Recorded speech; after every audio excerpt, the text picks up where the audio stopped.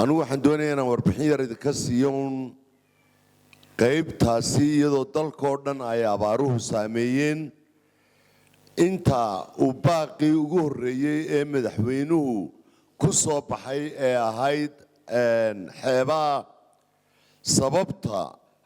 ayaa muhiim ah in dadku ay wada fahmaan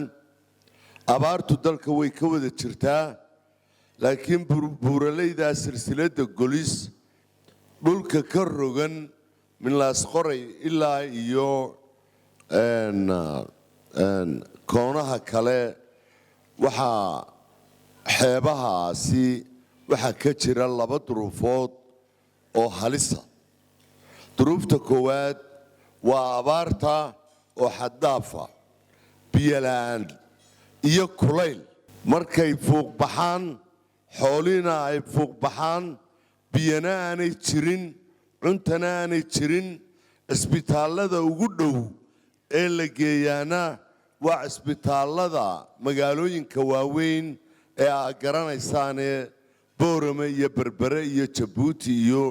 laasqoray iyo meelaha la midka ah iyo ceergaabo inta loo soo sido ayaabay halis kale ku jiraan waxaa haysataa waa duruufta halkan dixood sheegayo aanu soo marnay shalay markaanu soo soconnay way maqlayaan imanka haddii ay saxaafaddu gudbiso intii ila socotay iyo intii aanu meesha kula kulannayba way arkayeen waxaanu isa soo taagnay maqaaxi waxaanu ku nidhi shaah naga iibi markaasaanu ku nidhi shaah caane heebaad haysaa way nala yaabeenoo way qosleen waxay yidhaahdeen caano goormaa noogu dambaysayba shaaha inaannu karinnana maqhribka ka hor suurtagalba maaha sababtu waxa weeye badda ilaa iyo buurta inta u dhaxaysa waxaan la yidhaahdo aasowga ayaa ka jira waa dabayl qarinaysa baabuurtu ma socoto xitaa gaadiidku habeenkii bay socdaan casarkii bay socodka bilaabaan awal hore kulaylkay ka yaranaysan jireen iminka siigadaa dheer xitaa marka deeqda la gaadhsiinayo dhibtaas baa lala kulmayaa waxaan anugu taagnaa waan xadka jabuuti iyo somalilan dhexdooda joogay iyadoo la sido laba qof oo jabuuti lagula cararayo oo soo fuuq baxay oo halkee laga soo qaaday meel aan waxba ka durugsanayn lughaya ilaahay wuu inagu eegayaa caawa inteenna halkan fadhidaa waxaynu wakiil ka nahay ama aynu nahayba intii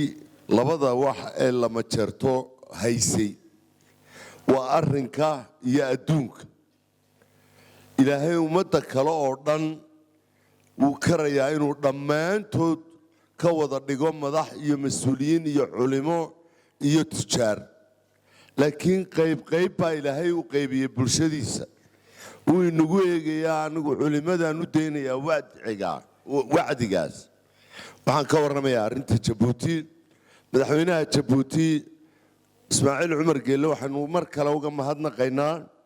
inuu baaqii madaxweynaheenna cabdiraxmaan maxamed cabdilaahi dhegaystay